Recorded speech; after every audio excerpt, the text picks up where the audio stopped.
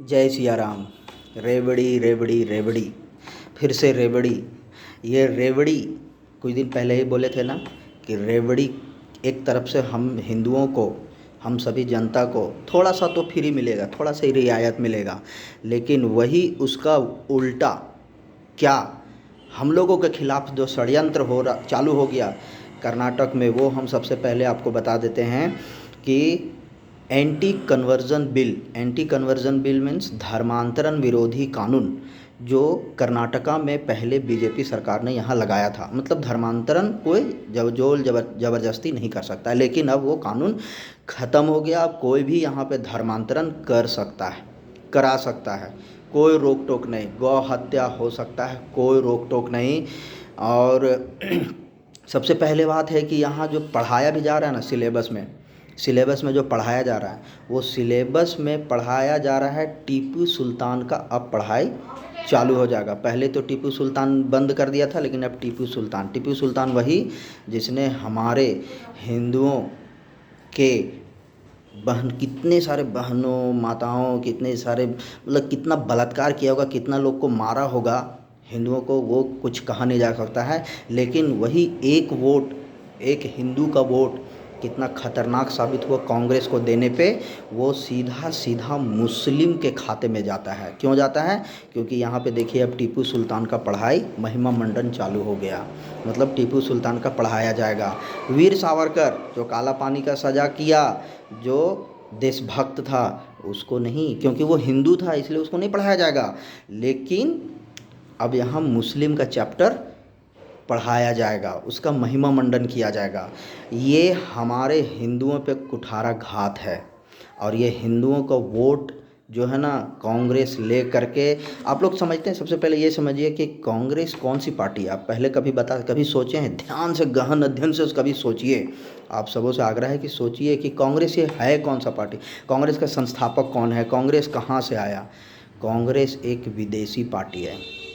और यहाँ पर सबसे बड़ा, सबसे ज़्यादा राजकर्ण मतलब सबसे आक्रांताओं ने कहाँ से आया? विदेश से आया। आक्रांता में मुस्लिम भी हो गए, अंग्रेज भी हो गए। और पार्टी किसका है? वही विदेशी पार्टी। कोई माई का लाल है जो बता सकता है कि कांग्रेस देशभक्त पार्टी है? कभी नहीं बता सकता है। वो एक मुस्लिम का पार्टी है। एकदम दिमाग से बैठा लीजिए। एक वोट हिंदू का अगर कांग्रेस को या किसी भी विपक्षी पार्टी को जाता है, आरजेडी को जाता है, टीएमसी को जाता है, फिर अखिलेश यादव का पार्टी समाजवादी पार्टी को जाता है, सीधा सीधा वो मुस्लिम का जाता है। एकदम नोट कर लीजिए। और मुस्लिम को जाता है मतलब हम गुलाम की ओर बढ़ रहे हैं, यानी हिंदुओं पे अत्याचार शुरू होने वाला है। अभी कर्नाटक में देख लीजिए शुरू हो गया। अभी यही आप हिमाचल में देख लीजिए शुरू हो गया। अभी आगजनी हो रहा है ना कितना सारा। आप देख लीजिए, एक लड़का को टुकड़ा 10 टुकड़ा 8 टुकड़ा काट करके उसको कैसे कैसे क्या किया, वो अब न्यूज़ में है, आप देख सकते हैं। तो हम सभी से कहते हैं फ्री के रेवड़ी में मत आइए। मेहनत करके कमाना सीखिए। कहीं नहीं गुंटी खोलिए, कहीं नहीं 1 रुपया ही कमाइए, लेकिन मेहनत का और फ्री का रेवड़ी में नहीं। हाँ, जिसको ज़रूरत है उसको देना चाहिए, उसमें कोई ये नहीं है। लेकिन सबको, अभी जैसे यहीं पे देखिए बिजली का बिल बोला कि 200 यूनिट फ्री, और दूसरे तरफ 2 रुपया प्रति यूनिट बढ़ा दिया। 2 रुपये प्रति यूनिट बढ़ा दिया। अब किस पे बढ़ा? वो सपोज कीजिए अगर चावल का मिल है, चावल का मिल 200 यूनिट से ज़्यादा बिजली खाएगा कि नहीं खाएगा? और वो बिजली का बिल जब ज़्यादा खाएगा तो उसको 2 रुपये करके ज़्यादा यूनिट करके देना होगा। और वही चावल फिर हम लोगों के बीच में जब आएगा तो वो सोच लीजिए कितना रेट में आएगा। जो 30 रुपया में आता था वो आज के डेट में 34-35 रुपये किलो आएगा कि नहीं आएगा? ये हिंदुओं को समझना होगा कि एक वोट का कीमत बहुत है। किसी अभी तक में से तो हमको तो यही फील हो रहा है कि बीजेपी ही एक हिंदुओं का पार्टी है, बाकी कोई नहीं है। बाकी सब जो है सो सब है मुस्लिम का पार्टी है। आप जैसे देख लीजिए जेएमएम झारखंड मुक्ति मोर्चा, ये भी मुस्लिम का पार्टी है। अभी देखिए अभी आने वाला है ना यूसीसी यूनिफॉर्म सिविल कोड के बारे में अभी हम आप लोगों से आग्रह करेंगे कि एक लॉ कमीशन ने दिया है लिंक, उस पर जा कर के और वो लिंक पर आप अपना स्पष्ट मतलब जो भी है आप सहमति जताइए कि हम इसमें सहमत हैं। और सबमिट कीजिए, वो सीधा सीधी हम लोगों के लिए एक बहुत बड़ा काम होगा। और अभी तो फ़िलहाल आप देख ही रहे होंगे, मैं बरही के सभी जनता और जितने भी झारखंड के जनता से आग्रह करूंगा कि कम से कम दूसरा पार्टी को वोट अपना मत दीजिए। अगर वोट दीजिएगा वो सीधा सीधा मुस्लिम के खाते में जाएगा, मौलाना के खाते में जाएगा, मुस्लिम वक्फ बोर्ड के खाते में जाएगा।